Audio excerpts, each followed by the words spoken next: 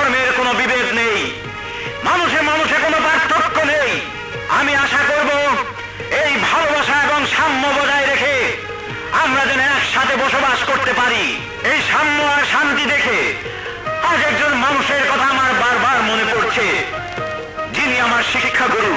গ্রামের নাম ফুলপুর।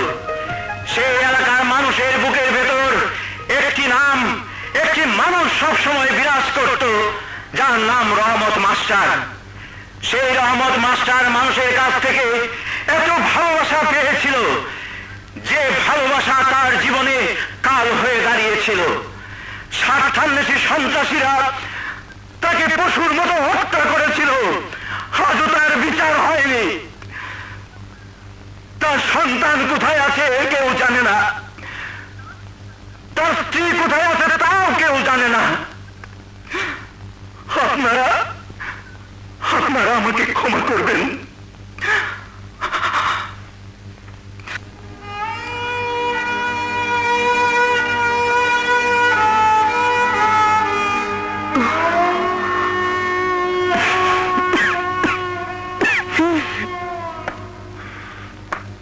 এত কাছাকাছি করছো কেন?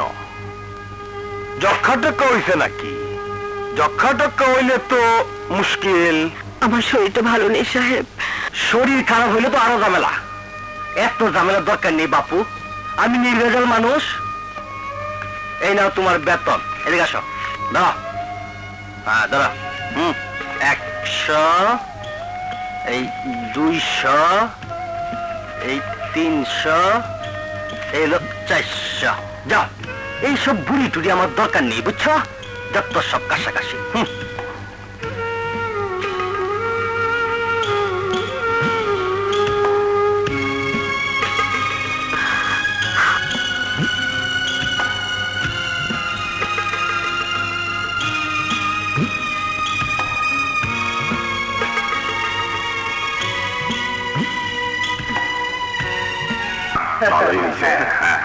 বাবা বাবা, আমার টাকা ঘুরে দিয়ে দিন।